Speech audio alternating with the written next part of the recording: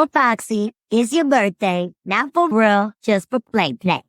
This is Cree Summer, and Moana Nui will be right back.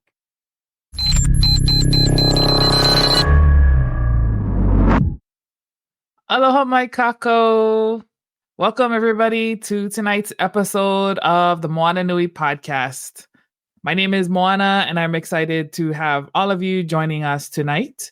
Tonight, our topic, we are actually kicking off Asian American, Native Hawaiian, Pacific Islander Month, and this is our first panel that we will be presenting to all of you in this month of May. So shout out to all of our Native Hawaiian and Pacific Islanders and our Asian American allies.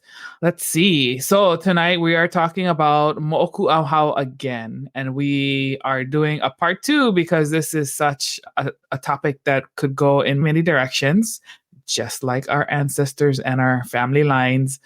So last week we had a wonderful episode. Hopefully you all were able to tune into that. If you missed it, don't freak out.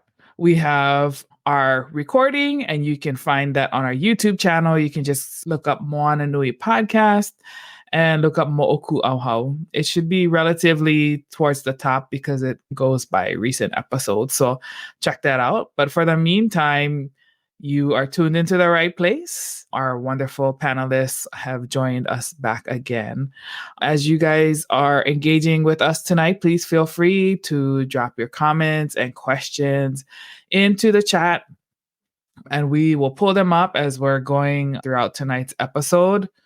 We definitely want this to be engaging because we're trying to help our community get started. If you have not ever done your genealogy or your Moʻokūʻauhau before, or even if you have, giving you additional resources for you to check out to help you navigate and broaden your ohana tree. With all that said, I'm going to bring our guests up because I know they're itching behind there to talk stories some more. So Dana and I are really grateful to have them back to join us. And so here we go. Aloha, Jeff, Kiʻilei, Kalani, and Mapuana. Aloha, no. Aloha. All right, Jeff, over to you. All right. Aloha, everybody.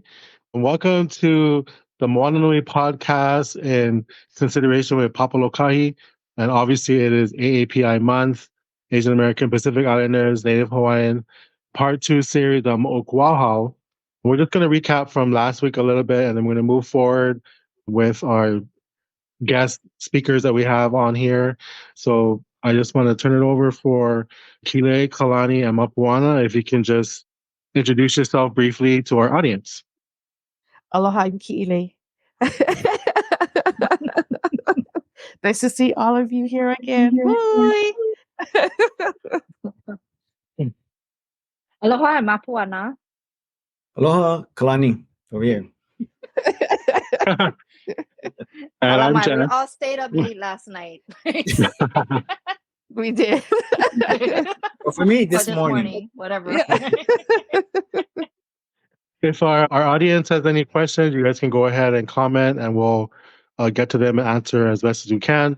We're going to start off with, so last week we started about introduction to your Moʻokūʻauhau or your family genealogy. And our first question we're going to go over is, where do I start with my genealogy research? Everybody got your books? gather all your information. Oh yeah, we want to show our books.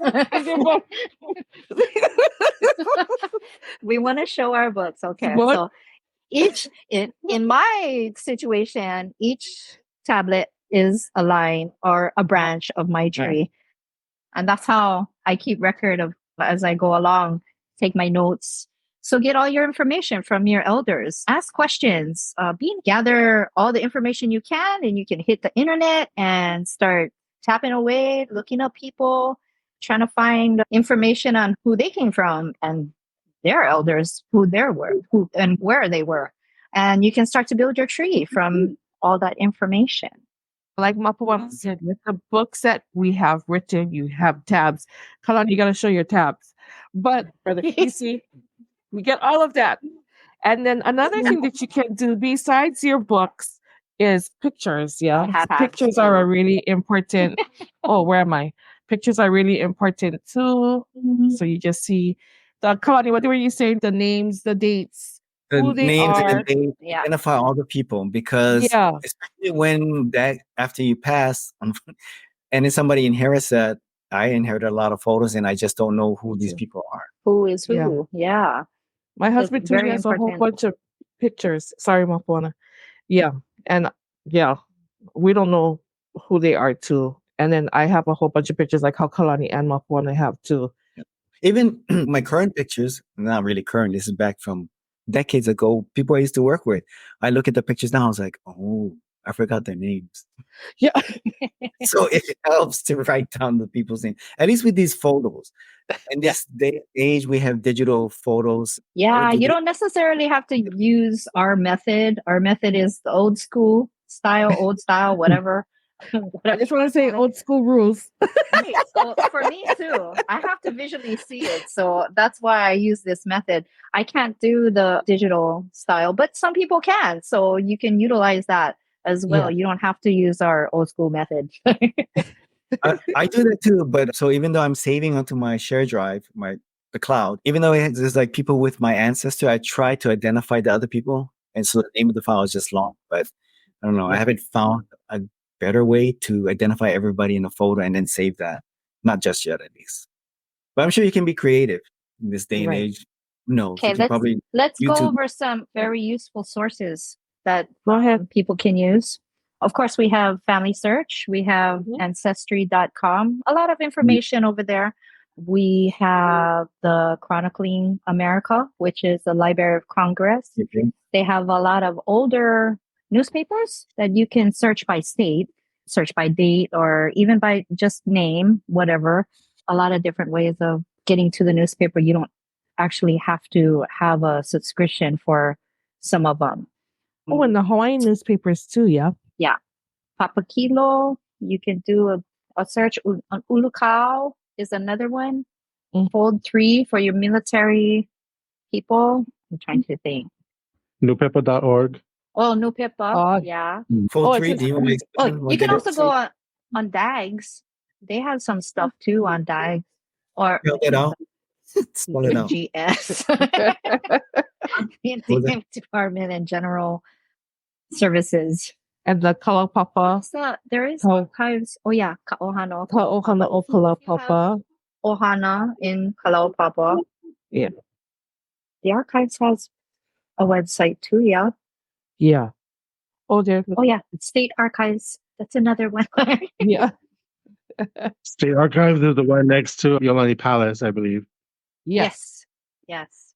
And then the State Library, too. Yes. Oh yes. If you have a Which is- library card, that's you can do wonders with just a library Yeah. card and your computer. You can search a lot of stuff in the library. Yeah. For all And the there's little other books, libraries too. you can utilize and Yes. like the system or the Yes. BYU system. Yes. They all have different things in it. Different So far, what do you call that? our viewers out there, why is it so important for us to do our genealogy? To Like, me, I think- if you don't know, to me, you don't know where you're going unless you know where you came from. I totally. I Yeah. feel like some people search for that. I think it helps identify What? your. What was the reason that you folks got started with it? The very first time. Why did we get started? Yeah. Why did you get started, Kalani? I don't think you're fine. Hang on. Pass the baton. My Well- earpod fell out. For me, it's because I wasn't raised by my mother, my Hawaiian mother, and I was just interested in, finding out about my family. And it took me down a long journey.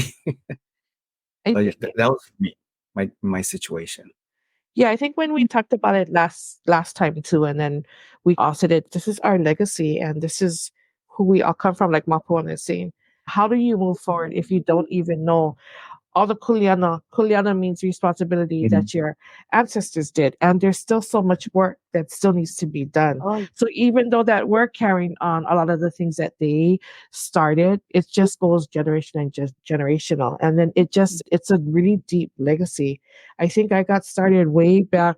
Our family, both of my parents are Hawaiian. We always had discussions about things in the past and who was the ruling king of this island, what happened when Kamehameha took over, just all of these things. And that's how I started in just writing. And like how we said last time, just start with your family, your mom, your dad, your siblings. You start first there, and then you can branch out to your grandparents, because you're gonna, how much grandparents do we have? 4, yeah.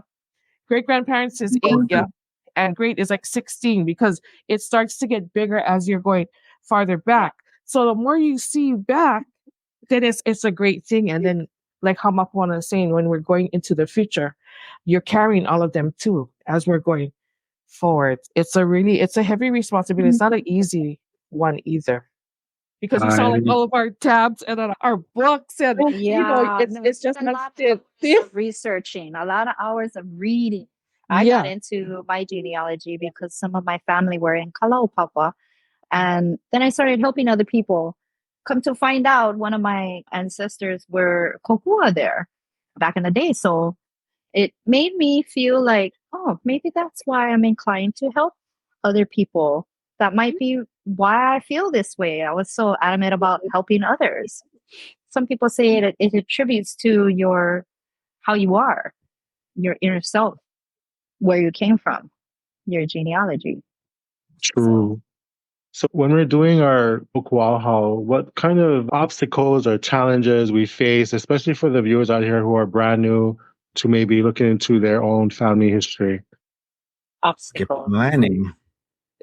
There's many obstacles. For Hawaiian, let's just start with subscriptions.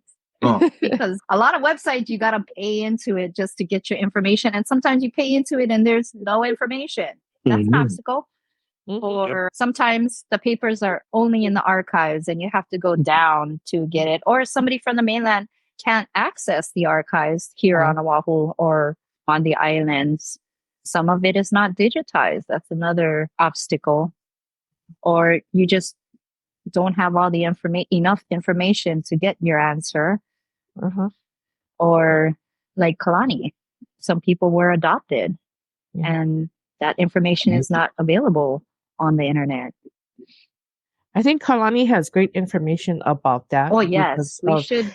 For people who are adopted, you should hear what Brother Kalani had to go through, because it's not it wasn't just, you go over there, you go, Yuen, I want to do this. And then all the obstacles that he had to overcome in finding out your Moʻokūʻauhau too, and then your family. Just the fact that when my mother told me that she was adopted, then you have to know where the adoption took place. I remember writing to the courts in Honolulu, First Circuit Court. They wrote back saying, "Are you sure your mom wasn't adopted from the mainland?" I was like, "Why even suggesting something that seems a little bit more far-fetched?" Based on, I had already done DNA testing. And then even after that, then you find out, at least back when I did it back in 2014, 2015, they still didn't allow easy access to the adoption files yet. So we had to do this long process. Now it's a little bit easier. You can just fill out the paperwork for those who are adopted on. That's the thing. If if it's like your parents, grandparents who are no longer here, then you can't. Which is unfortunate, yeah. Yeah, it's very unfortunate. If you even know that there was an adoption, a legal adoption. Right. And there is a way around that, right?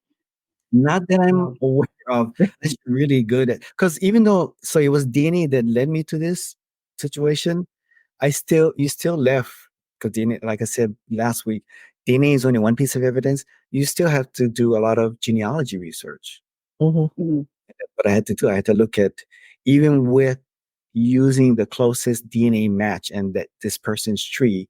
So I was like, okay, this is his ancestors. So now I'm going to have to research all of their descendants and try to pick the right person who was at the right place when my mom was born and at the right time. And this person's tree, I didn't know if it was my mom's father's side or mother's side. Still a problem. Really? So but that from the genealogy research. And then when I figured out exactly who her parents were, then trying to access her adoption files. Oh, sorry. I did that because accessing her adoption files was taking too long. It took, 15 months total? from when I Cool. requested. Oh, 34. that is a long time. I think it's a little bit faster. I don't know how long it is because of what law was passed in 2018, I want to say, 2019. So it's easier. But back then, you just still had to, you write for it and then you get to wait. So the process before, they would go into adoption files and then contact the last known address that was listed for the biological parents. And then they send a letter saying, your child is trying to access the adoption files. Do you get permission or not? So if they're still alive and they had said no, then you cannot request until a year later again. I don't know. I forget how many years it was. And then if you do it again and they say no again, then they permanently close the records.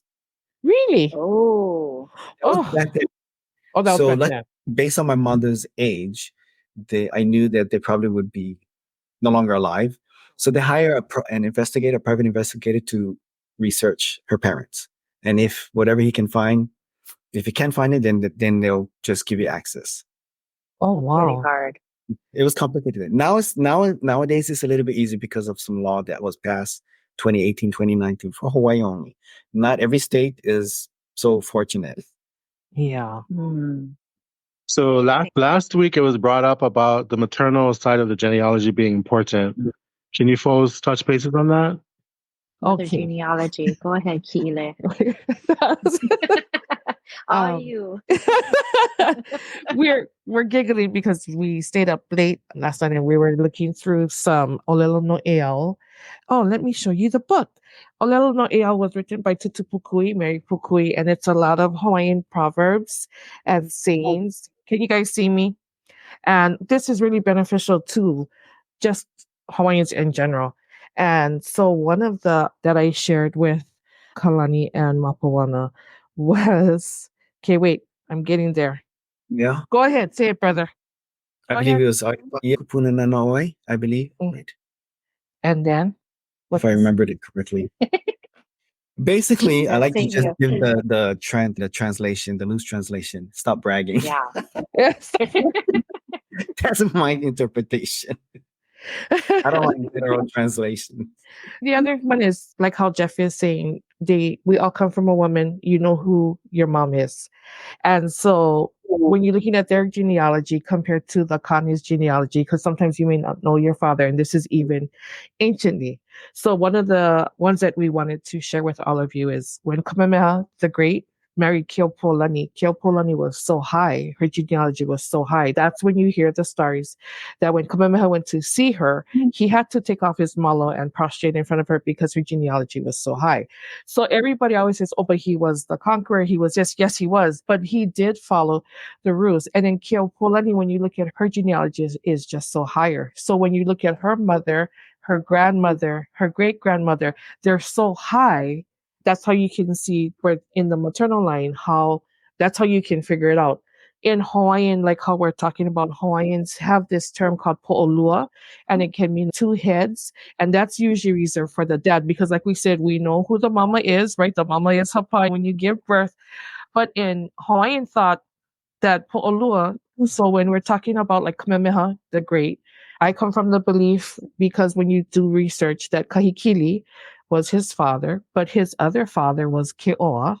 And Keoa never said, oh, this wasn't my son. And so the two fathers loved him and everything. So when you're doing genealogy and you're going to write Kamehameha the First, you have to put Kahikili's genealogy and Keoa's genealogy because it's still a thing as to who the father is. There are going to be people who's probably watching who's going to say, oh no, it was just Keoa all the way. And then that's, if you believe that, then you believe that. There's people who are going to say, oh no, it's Kahikili all the way. But the thing is, you have to put that so that you can see the two. And like I said, the mothers, even when my children, unless I was knocked out or whatever, when you gave birth, what time you gave birth, who you gave birth to.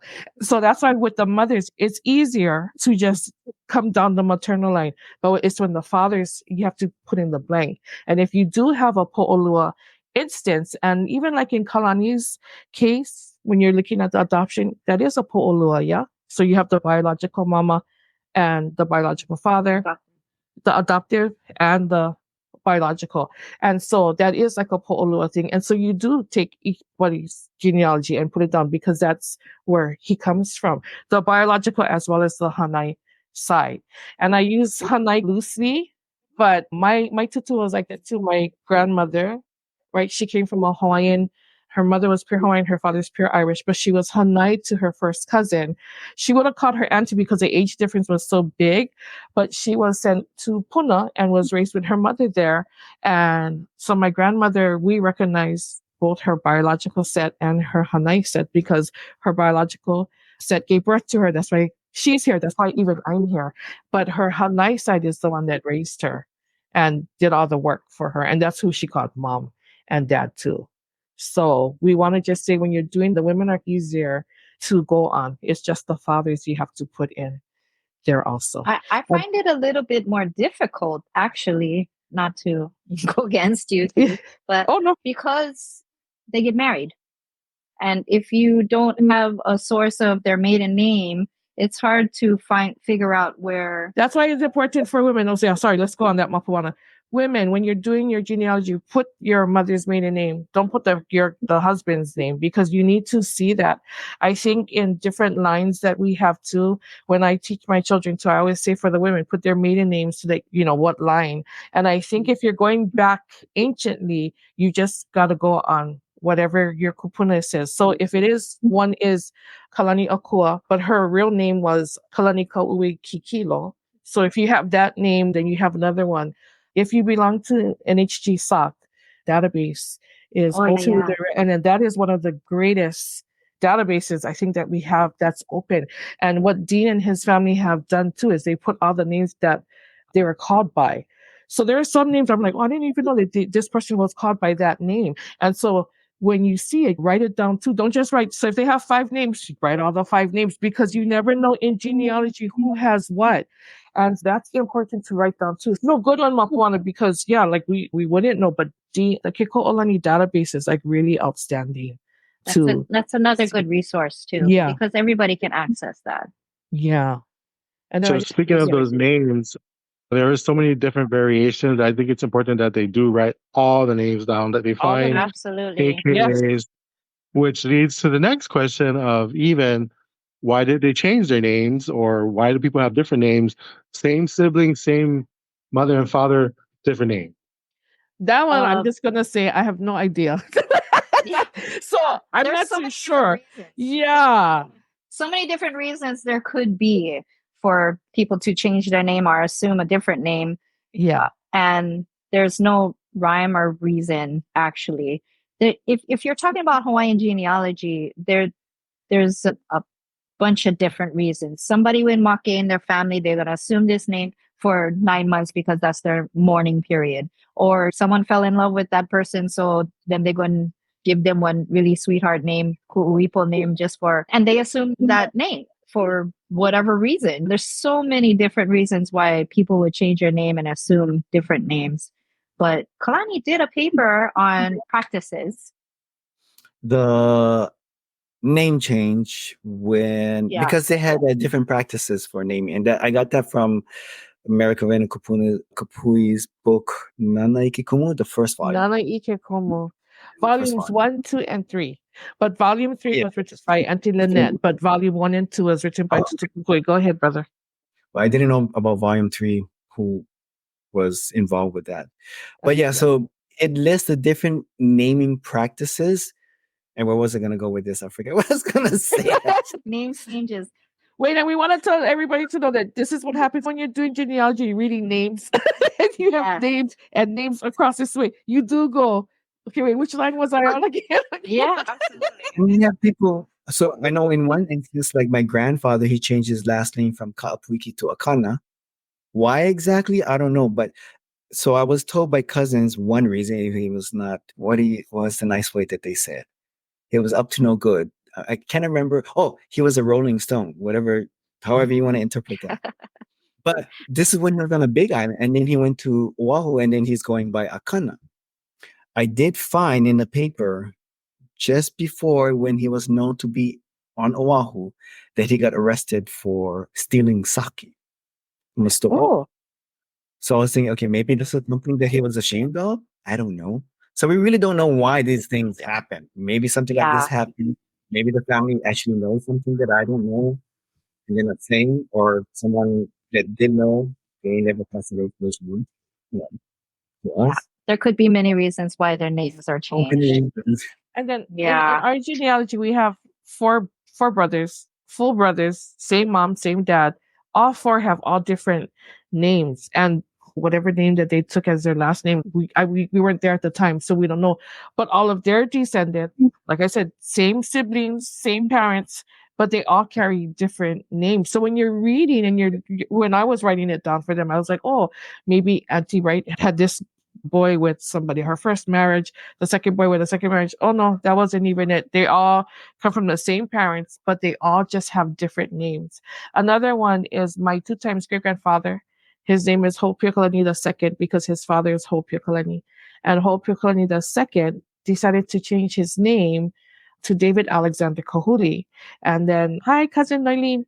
So my cousin Noelene and I, she said that maybe he changed it to Kahuli because he converted to Christianity. And that could be, right? That's just what we're going off on, because at that time he converted to Christianity. And then so maybe it was a turn for him. And so, right, Huli means to turn. And so maybe he was converting, right, from Hawaiian to Christianity. And we still don't know the real reason why, but that's just a speculation for us. That's what happened. And wait, Jeff, like how you were saying, I found it because I was looking. So my olalam no eao is Hei ho'olina mai na kupuna mai.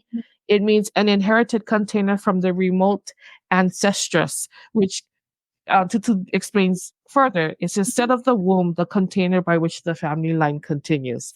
So through the women, our family line continues. The men, though, of course, plant the seed, but then it's through us that the babies come and everything. Yeah. Okay, that was just the mother genealogy. Yeah. Why is it important? Yeah, that's what she's referring to. Yes. But yes, many different reasons why names would be changed. You got to play with the name. You got to look it up in all your different variants that you find, because you'll find different sources that'll state other facts of your ancestor when you're looking them up. I wanted to share another one that Mapuana just said. So my great-grandmother, I was looking for her marriage certificate. My great-grandmother's name is Ellen Nahina, and she marries she's my 2 times great-grandmother. She marries my 2 times great-grandfather, Mili Ahilani Pule. I was looking, I couldn't find it for whatever reason. Whoever wrote it, they didn't write Ellen, they wrote Helen. So all this time I'm writing Ellen, Eleanor, and you're just trying to do different variations. I could not find it.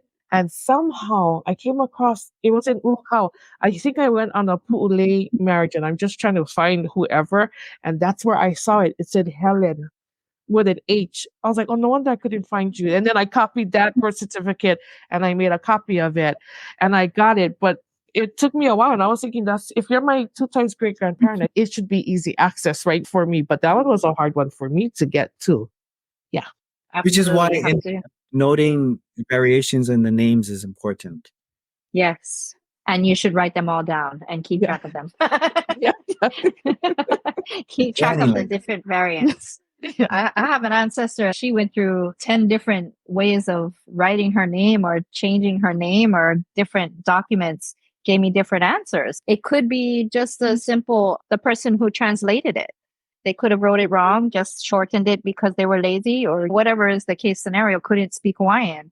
Those are case scenarios too that you come across. So you have to cross-reference with all the different dates and people that surround them to actually solidify your connection to this actual document or person, to say, yes, this is one of my sources. Yeah. Because all the rest of the information matches, just not her name or just not her birth date, because birth dates are off. Oh, that's another one too. Hawaii. Yeah, birth dates are off. You will not find the exact same date. I don't know why. Just poor record keeping, I believe. So whatever the record keepers at the time, right? Yeah. Yeah. And we're a melting pot. So, you got to think about different languages, the barriers that they had to overcome. Yeah. Because they cannot speak Chinese. So they don't know how to write Chinese. Guman. Yeah. Right? Remember I told you guys that one. We're the Yeah. only ghouls who are called Guman because when they wrote my Chinese ancestor, his name is supposed to be Gu, comma, Aman. And then I guess whoever is writing, they didn't understand that. And so they wrote Guman. And so that's why we're the only ghouls that are Gumans because whoever wrote that, like how Mapuana is saying, and you can't go back and change it because it's an official record. And so you cannot go, okay, I'm petitioning and change it back to Gu. You can't because that's not me coming from China and everything. So you like just accept it, you take that Yeah. name and Go. you run with it. You go search. You know, And then we tell the other ghouls, no, we are related to you guys. It's just this is what happened. with those the birth dates being different, I have a cousin that told me about her mother's birth date is a month off because it had to do with when it was actually registered or something. Mhm. And she wanted me to find out. I was like, how do I even do that? I don't know how. And I thought my brother was my half brother. We have different mothers. He was telling me a similar situation with his mom. She was born, or whatever the date she was actually born versus like maybe 2 weeks difference from what it was recorded as. So sometimes this might be a reason why you have a discrepancy in dates, or who knows, clerical error. And I find that the further you go back, the worse the dates get. Yeah.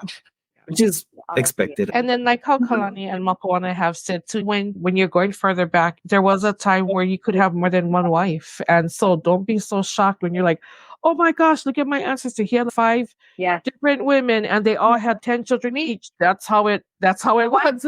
Just make the line. The culture, Hawaiians as a culture didn't have marriages, didn't have marriage ceremonies. They had lovers, so to speak. Or you would go to bed with that woman and either stay with her or move on. Especially if you're high ranking. Because they do you want had their that rank. privilege of choosing Yeah. whoever you wanted. Let's play Kilo. No, just Kilo, exactly. Yes. No, just teasing. If any of you don't know, during the Makahiki season, Kilo was a game that if you did want to sleep with somebody else, that was your opportunity because that was you. And during the Makahiki season, there was no war. And so it's just a lot of you have to pay taxes. Everybody, it's just like fun. And Hawaiians are very open. So I just want to say this too for all of our Hawaiians who are Christian. It's not that our people were promiscuous. It's just that this is how Hawaiians were. They're very comfortable with their bodies. Culture. And if you did sleep with somebody, it wasn't, oh my gosh, you're a sinner. Shameful. It wasn't like that. It wasn't shameful. And so Kilu was a game that you could play. And if you got it and you won, then you could go off and sleep with that person and then come back and then play another game. Yeah. Have a wonder. It was just wonderful. Let's bring up Moʻokūʻauhau. They played that game there, right? Yeah. Port Island, Moʻokūʻauhau, Yeah. Port Island. Yeah. They would go to that. If they couldn't get pregnant from their significant other, they would go to that island, play Kilu, and whoever the bottle turned to, that's who they go bed with. Hopefully they get hapai and they go back to their lover. Another one is Molokai, right? The phallic rock, right? A lot of women, even to this day, we know cousins and women who have gone and sat on the rock and then you get hapai just like that. Even though some people are like, oh, it's just a thing and that doesn't happen. No, it does. And we also let's go back to the Hawaiian one, like how Mapuana is saying. It's like how we said, it's not a shameful thing.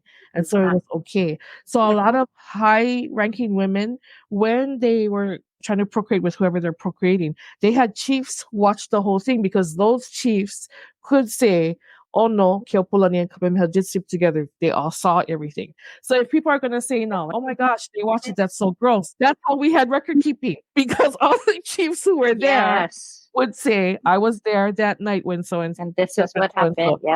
And then that's why this child who is coming now belongs only to this person. If some of them want just a specific high-ranking child. Yeah.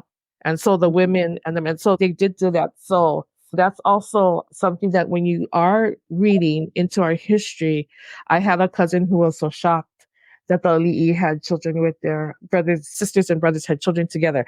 And it went against her Christianity thing. And I was like, cousin, this was just how it was then. Yeah. Yeah. Historically, it is good to know culturally, politically, what our ancestors were going through. in order to advance in your research. Honestly, our culture allowed us to have multiple partners during those days, right? It's good to know that. It's good to know the history if you're researching Hawaiian ancestry. And that's why we're saying get the different pens, because all one your white little can be green, tablets. Oh, one white can be same red, tablets. right? And then that's how you know who is who and who comes from what. Yeah. So we have a question, and it's about the state archives and the Bureau of Conveyance. If we can go through that, navigate that, starting with maybe the Bureau for our listeners. Right. I like the Bureau of Conveyance because they have just these thick records, and then you have to know what you're looking for. You just go in there blind because it can be overwhelming too. I think when I first went through it, my cousin Noeline, like I got overwhelmed. You're just like, oh my gosh, because there's just books and books separated by island, by year 2, Kalani, and all of that. And so sometimes the books to me can be overwhelming. But you got to know what you're looking for. And then when we have looked on Bureau of Conveyance, you can make copies. You can go over there. They make copies for you. You can just look at it, read it for a while, understand it, and go and make copies and add that to your genealogy. And you can, I think they're open like from 7:30 to 3. 7:30 to 3, or at least like from 8 to I remember 3. them closing early before. I've never stepped in there. Yeah, I never stepped in there, but I know some of those records are digitized. But at least the digitized version I saw, there's always an index. Yes. One that's Indexes are all online. So if you search them Right. online and you get the call number, you can go in, like with the archives, you can just go in with all these call numbers and they'll pull it for you.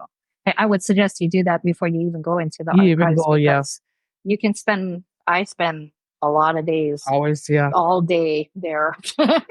You walk in there, the sun is just like a nice light, and then you walking out is like ready to go down because that you can get lost in time there. lost. Yeah. And you can certainly like- go down rabbit holes too. So Yeah, it's best to know what you're looking for and bring Yeah, your call right. numbers and they can pull it for you and you can get what you need and not spend the whole day there. Oh, and our people, do not be ashamed. Go ask. That's why the people who work there, they're helpers. They're very I helpful. I'm just like, okay, wait, I have no idea I have to go and I would ask. I asked at the archives. I asked at the bureau, only because you just don't know and it can be so overwhelming. And don't be ashamed. Oh, I asked her 5 questions already. Oh, come with me then, because I've asked right after That's what they're there tell for. me. Yeah, I'm like, okay, I have another question. Yeah, and they're wonderful when they go to help too. So yeah, go help them. Don't be ashamed. What about with the archives? When I used to go, just a few years ago, a lot of the stuff I can get it online now because they're digitizing more records. But back then, you could still look up. What did I look up besides naturalization? I looked up. It wasn't Nandy's. What was it? My ancestry had like probate records, not probate records. I can't remember what it was, but it wasn't in book. But even with that, you have to know who you're looking for, or not everybody will be listed in there. There's old index cards that basically mentions the newspapers, which you can find online now. And you gotta be like, let your fingers do the walking. It'll take very long if you do not know what you want.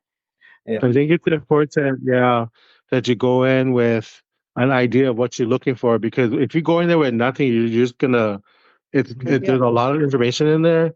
I know when I went a few times, they really don't let you take in a lot of stuff. So there's a locker you put your things in. You can't even take in your computer, so so you really have to have an agenda. And then write down, if you are looking for names, like how the panel is saying, make sure that you're writing it on paper, because you do have to put your things in the locker. And so they're only going to allow certain things, your phone, and then you can just write and then go. And then even if things are digitized, I still remember I was going on the microfilm looking for stuff.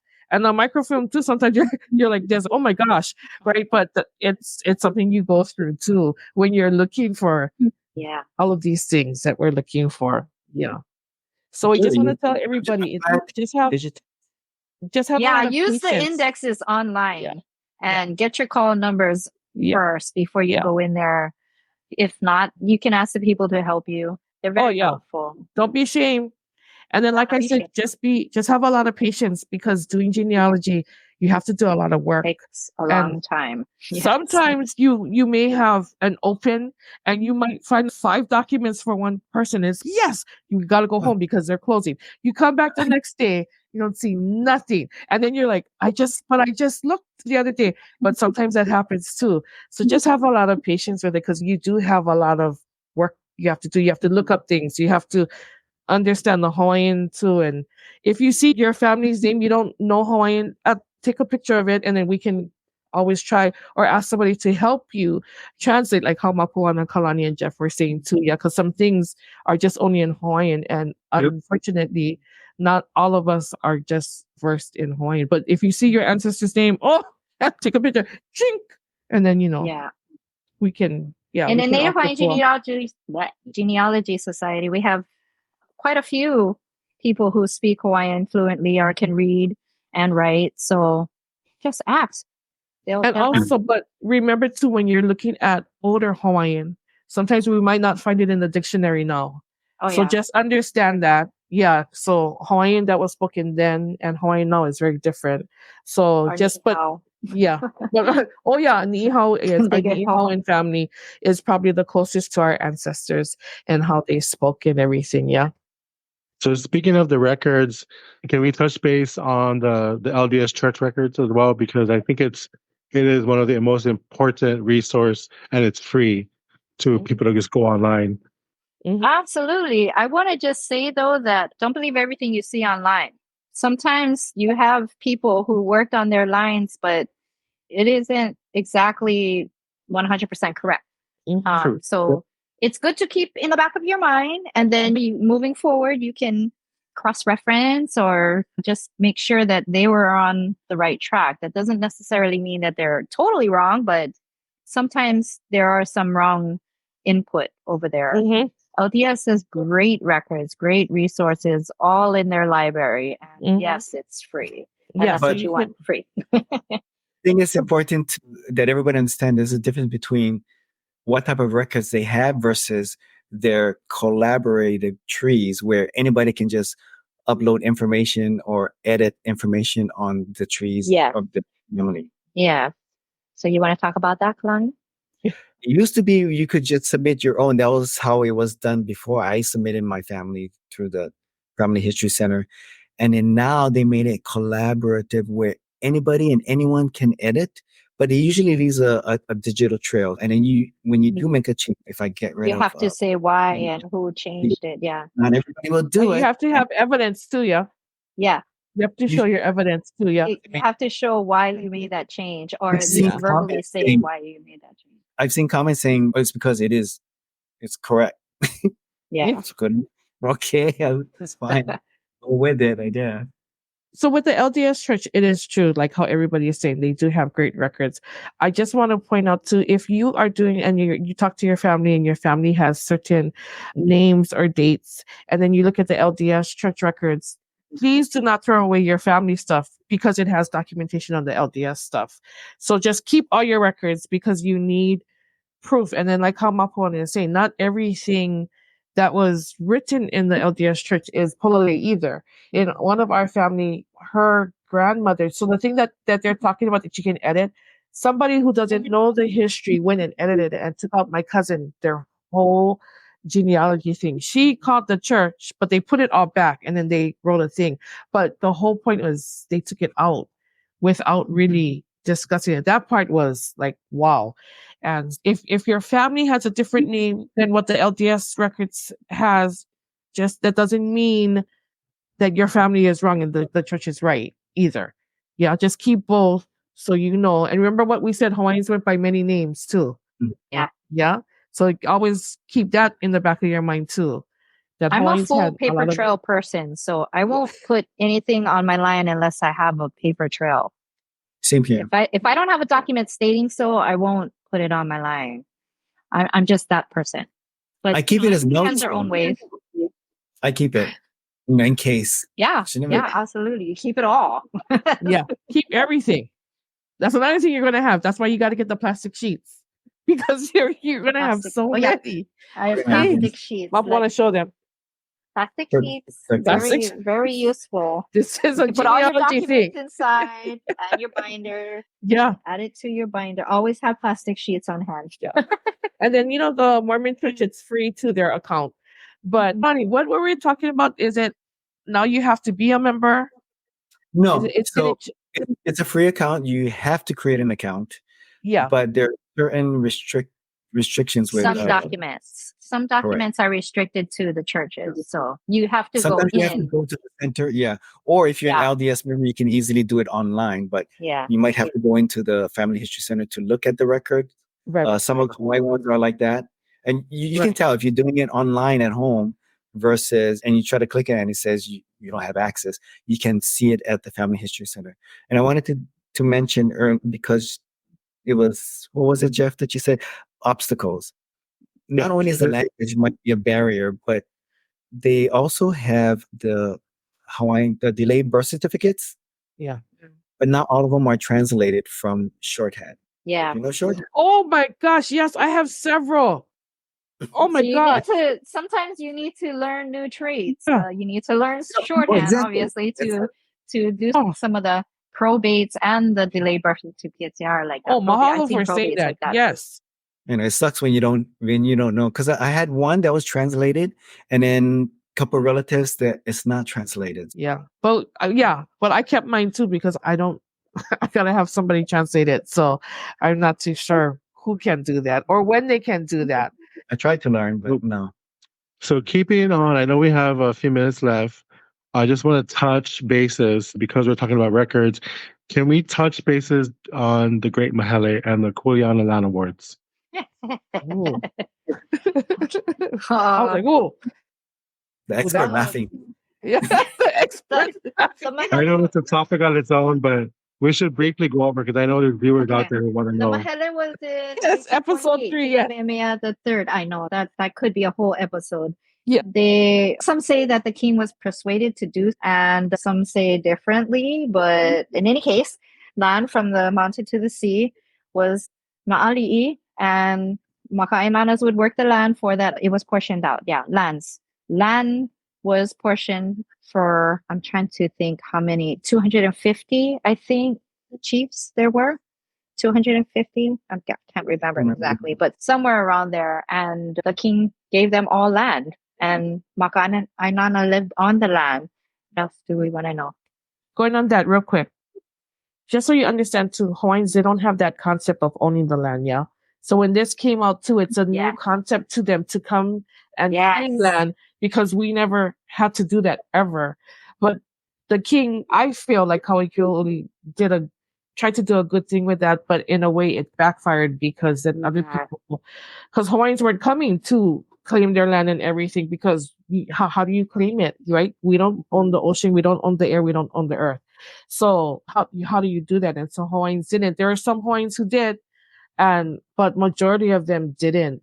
And Kauai King Kamehameha III wanted to make sure that our people had land. And okay, go ahead. Sorry, I just had to jump in and say that. To my understanding, there was problems as well with the system that they created. So the chief would own or watch over this piece of land, and the Maka'ainana would work the land. But let's just say Kaneohe never give Kailua wood, and then they couldn't cook their food and stay warm. You know what I'm saying? Because each land had different things. Some had kalo patches, so they would share with each other. But when one didn't put out, then the other one would suffer, right? Oh, and we're talking about Ahupua'a, like the mountain. No, we're talking about the Great Mahele, the pieces of land that were given to these chiefs, and the Maka'ainana who would work on, and so it was the chief, then the Maka'ainana who would be in those little parcels, right? But then it gets even more complicated to what Mapuana is talking about. Are we going with only Kamehameha this time when he conquers all the islands, or are we going? So a great Mahele could be a big topic. Yeah. So the chiefs before Kamehameha conquered, the chiefs who lived on each island, they owned their own land. Once Kamehameha came and took over, then he puts in his people, and then but then the question comes, right? If Mapuana's ancestor was there with the original or like an Oahu chief, a Kamehameha comes in and takes over and puts in his chiefs, then whose land is it really? So then the Kamehameha chief is going to say it's our descendants. But And you're talking about years you know, and years yeah. of people debating whose land is whose. Yeah. But in any case, Waihona is a great resource of finding out who lived on what land, and whether it be a chief or a maka'ainana, you can get information on that through Waihona. And they do cost money to get the full document, but they will show you a brief. You don't pay for it. They'll show you a brief description. Goodness, of that it. word. Yeah, of it. And what general area it was. If you just type in the name that you're looking for, type in your ancestor's name. Oh, okay. Kalani, you have a mana'o? I have Tired. relative involved with Mahele and then also Land Commission Awards, the royal patents, but I don't know enough to chime in with. But yeah, so my ancestor, he was listed on the Mahele. And then I know he had a will about who that mentioned what each of his children would have. And then later I found a Land Commission Award with one of his daughters claiming that land that wasn't supposed to go to her until after her brother had it first. So I'm still trying to comprehend all of this, but that's about it. So I cannot really comment anymore. Sorry. For those of you who want to know, so for myself, our family was fortunate because our tutu claimed land. He told who his name was, who his wife, his kids, all of that. We were one of maybe only 2 families in the entire area that knew our genealogy all the way to him. Currently, the family is still living on that land. And it connects to genealogy because if you know who your tutu is and you can trace it back to the original land claimant and you are a lineal descent, you have every right to get that land back if that is truly in your family. That is something that I think is important. I know right now with everyone, with the battle going on the Big Island and Maui and Kauai, with people coming in and just trying to take all the land away. But when you're facing with Kuleana land, it's a little different. It's not just land that you can just take, especially if you have lineal descendants living. And if they come forward and they can prove that they are, then they're in for a court battle is what it is. But Or I if think you it's really can prove important. that there was a cultural practice on that land, Mm. you also have say, because cultural practicing is a thing. Yeah, I heard correct. So but okay, other sources that we want to I know. tell you to check out. Oh, go ahead. Oh, I'm sorry. Go ahead, Kiʻilei. No, I was just going to say, going back to what Jeff is saying, you can find that too at the Bureau of Conveyance, like land. It'll say that this was given to so-and-so, or so-and-so bought it from so-and-so. There's some of those too that you can see at the Bureau of Conveyance too, those documents. And do know that the roads were different back then. Just because say Nu'uanu Street doesn't mean what we see Nu'uanu Street today. They were different. So if you're trying to look, oh, this is their piece of land and it was located over here, you really got to know the coordinates. Right. To actually figure it out because the streets are different. Okay. Yeah. Sources again. Go ahead. What was that? I missed that one. I'm sorry. Okay. Clinton Kanahele. That's affidavit complete showing back That's to what the land. kind of, yes. yeah, with Jeff's family. That's what Jeff was saying. Yeah. Clinton Kanahele did a bunch of oral interviews with Kanaka Maoli, and I don't think there was any rhyme or reason, but they're really good interviews, like biographies. You should check those out. You could find your ancestors there. Also wanted to mention Kumupono Associates, Kepa and Onamali. They have years and years of collection of oral interviews for specific areas across the island. Really good stuff.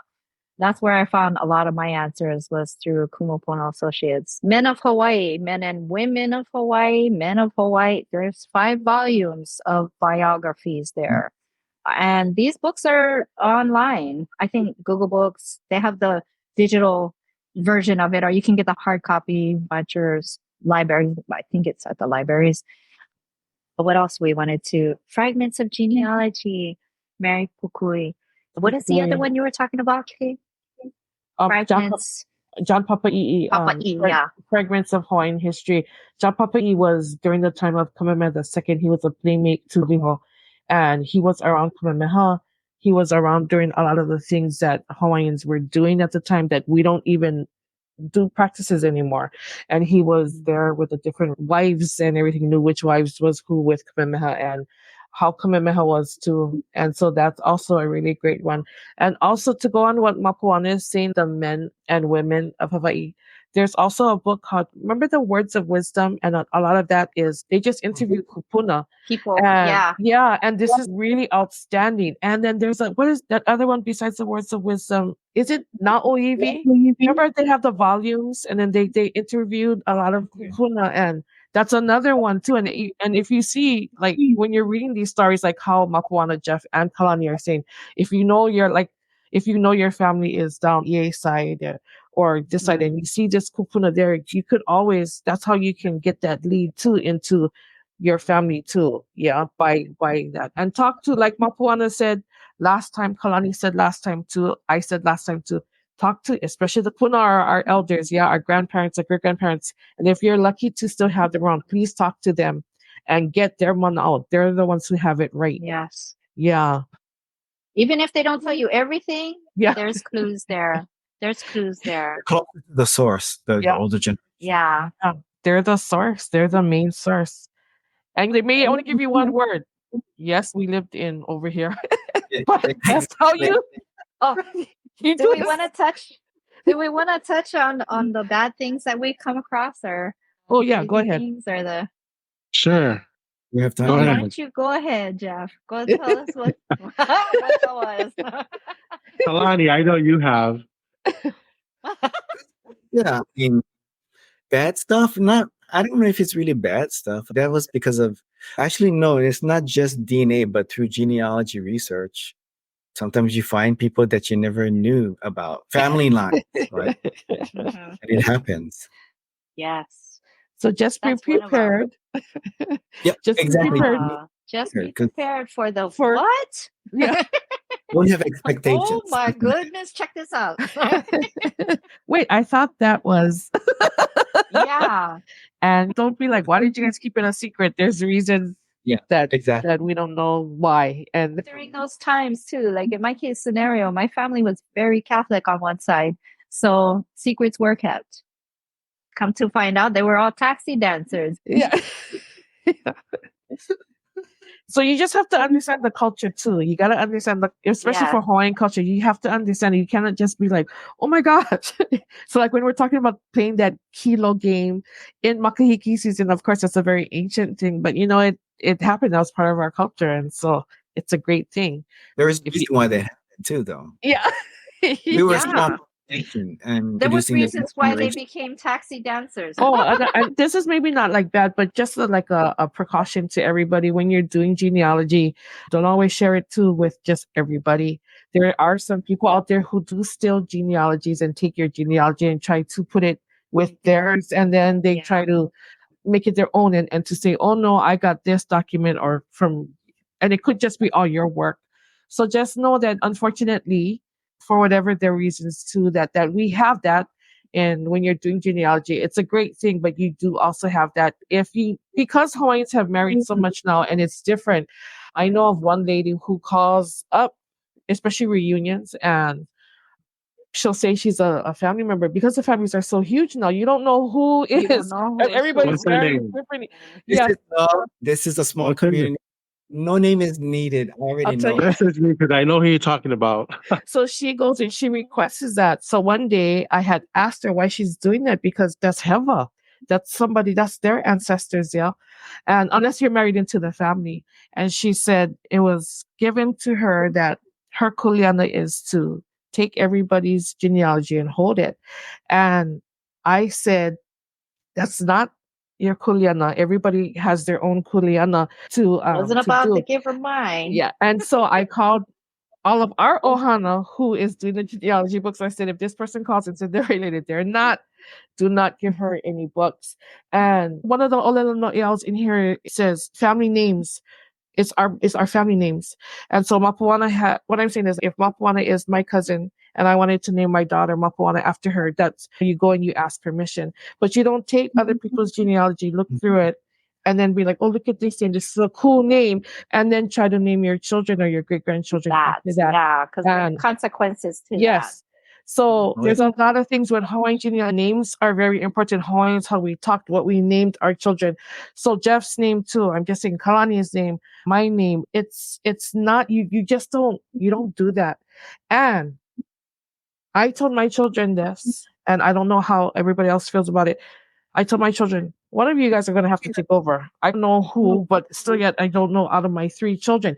The other thing is because I told them, you cannot expect other people to carry our ancestors. They have to carry their ancestors. Yeah. So what this person is doing, she's taking everybody's books, and it's almost hostage. Yeah, you're taking hostage of these ancestors. Because now she's saying, now the family got to go to her to get the book to back. get the answers. Oh no. Oh no. And we have one like that. Yes, Jeff, it is. Jeff.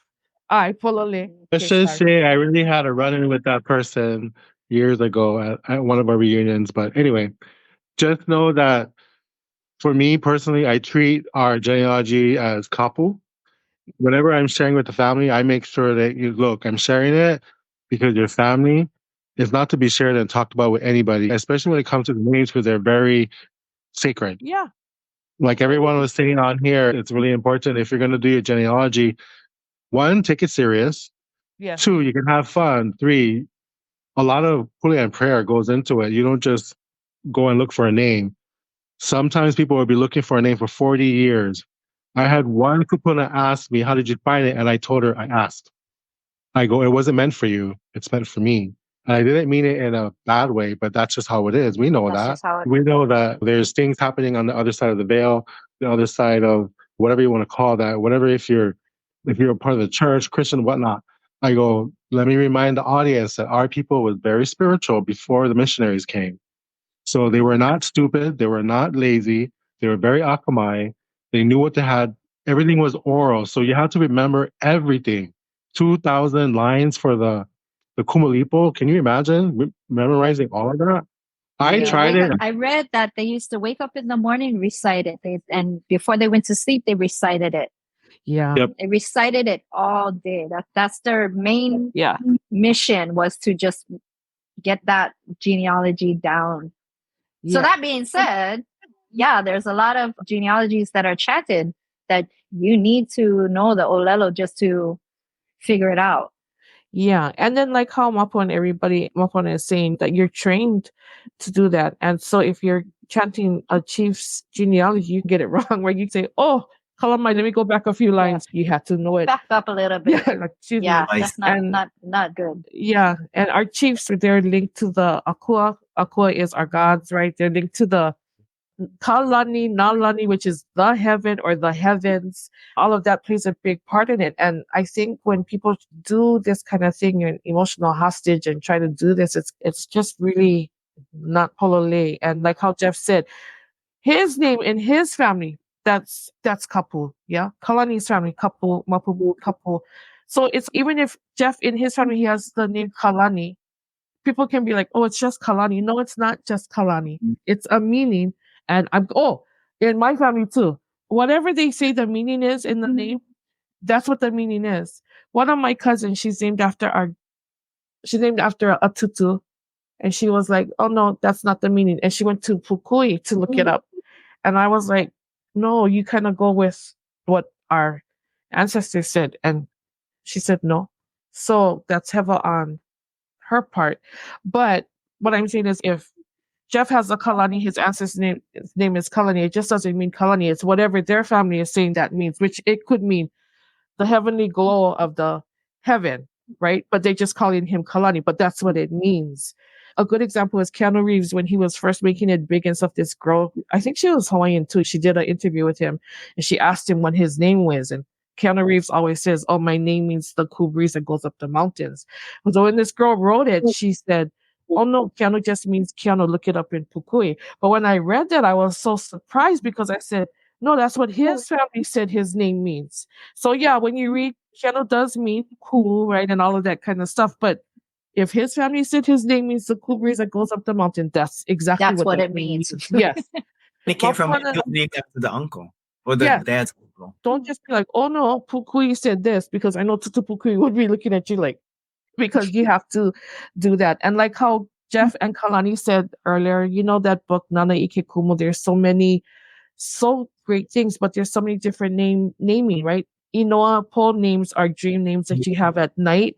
But if you're going to get an ancestor name and there's so many different ways of naming. I think like how Mapuana said, Queen Emma, I think she took the name Lele Onalani or something, because it showed when she was mourning her husband, which is King Kamehameha IV, and her son who had passed. So she goes by that name too, because it talks about the two of them passing away and leaving her, and these names mean something for all of that. So yeah, so that's one of the bad things I just want to say is if you have people who are trying to take your genealogy or take a part of it or attach it to theirs, or if they're asking you, oh, can I see your genealogy books, you have to really be careful. Just be really careful about that. Yeah.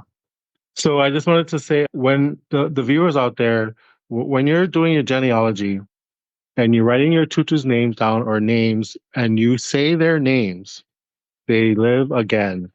They are not just names. They are not just birth dates and death dates. There's more to them than just that. They lived once. It's so important to know their history. What did they do? Who were they? Yeah. That's the whole point of kind of doing it. We're not just doing it because we want to know, oh, they was born here and died here. That's it. No. Yeah. So I think it's important that they understand that part, and just keep that in the back of your mind when you're doing your researches and things like that. But at the end of the day, it's something that it's all about your family, right? Isn't that what it is? Comes down to it, family. They come in. I definitely walking in their shoes, following their path. It gives you a glimpse of the hardships and the things that they had to go through. Just awesomeness. Some of them were really great, and some of them are wow. Just the things. And you even have the bad ones too. You even have the bad you ones. have the bad ones who got arrested for this and that and this. Yeah. And then Right. even in our history too, on Oahu, Haka was a chief here, and he was from the senior line, but he was an awful chief. And so they got him out, and then they put Maili Kukahi in, and Maili Kukahi is from the junior line, but Maili Kukahi turned out to be such a great chief for Oahu. And then his line is the line, he becomes a senior line, and then his line is the line that is Oahu until Kakuihava. And so it's almost the same like Umi and Hakau. Hakau is higher than Umi, but he wasn't a great chief like how Umi was a really great chief on Hawaii Island, for Hawaii Island. I think we should probably wrap it up because it's already over an hour. As usual. I told you forever. Each of you, can you leave us with a closing, something you feel is important, anything you want to say in closing so we can close this, and then we'll probably have another session. Okay. Kalani, you've been quiet over there. Yeah, he's tired. 2 hours of sleep. Because we were messaging each other early in the morning. Yeah. So let them answer first. We have good fun though. Okay, closing comment. Something that you think is important that the viewers should know. Maybe one or two things. You can keep it brief or whatever touches you. I'd like to say that genealogy research can take years. Honestly, it can take years. It's been years since I started my research. I think don't give up, because every day, digitally, things are getting uploaded. Yeah.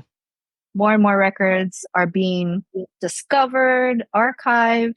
So continuous looking, you'll find your answer. You'll find your answer. Kalani. It was what about it when you guys were talking, and then now I just 14. You're lucky we never start talking about DNA. I know. That really would have got you. which I mean, with the whole naming thing, and I call it stealing someone's mana, stealing by taking people's genealogy. I'm like, just do your best to do your own work, and don't be so quick to. Yes, all of these online trees are useful, but still you can just use it as a guide, and then document your own line, and don't just rely on everybody's information. It may or may not be accurate. Yeah. Kiʻilei? Paper trails are good. Yes. All of that. I'll leave you with I think I'll just leave you with this one. This is from Olelo No'iau. It's page 24, number 196. It's Aohe Oi no Ko'uhalau. Why do you presume to know who my ancestors are? So I'm leaving that with all of you only to say it's like how everybody is saying, when you do your work and you know who your ancestors are, then you don't have to listen to when other people are saying, oh no, but he married so. If you do it and you know it, then it's polole. So if other people are saying, oh, but your ancestor did this and this, how do they know? They're not even in your family. Yeah, they're not even in the tree. Like it said, why do you presume to know who my ancestors are? And if we're doing it and we're carrying it for them and because we're actually doing all of this too, it's for the children who are not born yet. Because we got to pass this on to somebody too when we pass away. And then who is going to do the work? Like how Mapuana is saying, it takes years because it never ends. It doesn't finish. It keeps continuing. Every baby that's born, that's a new stamp for us. It's a new line for us. It's a new lineage. It's a new line. Yeah. So just what everybody is talking about. Do your own work. And then my ka'i. And lots of patience. Yes, lots of patience. Lots of patience. Moana, you have anything? What? No, honestly, I lost my earpod again. Oh, okay. I'm just hoping my dog is not going to eat it. With that being said, I wanted to just thank everybody who's on here. Mahalo, viewers. If you guys have questions, hit us up. We're all part of the Native Hawaiian Genealogy Society on Facebook. If you want to know, if you need to contact us, just hit us up and then we'll get a hold of you with any questions you have. And until then, till the next time, aloha. Ahuiho, Ahuiho. malama.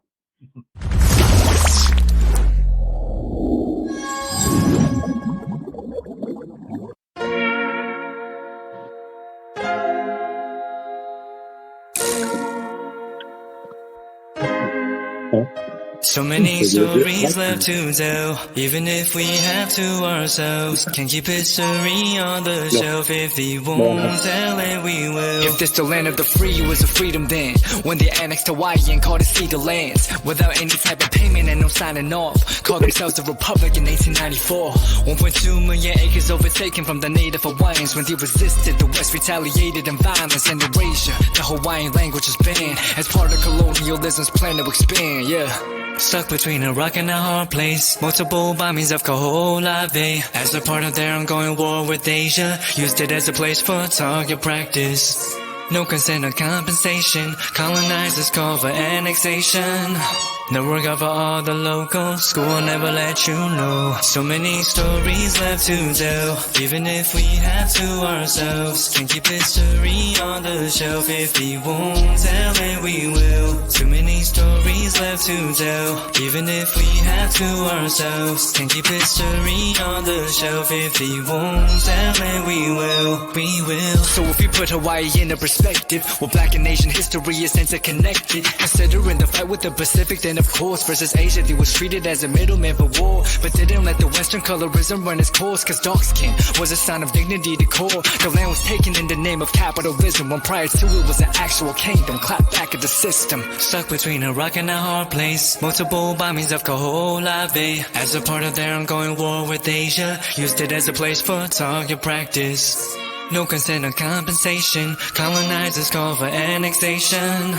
No work out for all the locals. School will never let you know. So many stories left to tell, even if we have to ourselves. Can keep history on the shelf. If we won't tell it, we will. Too many stories left to tell, even if we have to ourselves. Can keep history on the shelf. If we won't tell it, we will. So many stories left to tell, even if we have to ourselves. Can keep history on the shelf. If we won't tell it, we will. Too many stories left to tell, even if we have to ourselves. Can keep history on the shelf. If we won't tell it, we will. We will.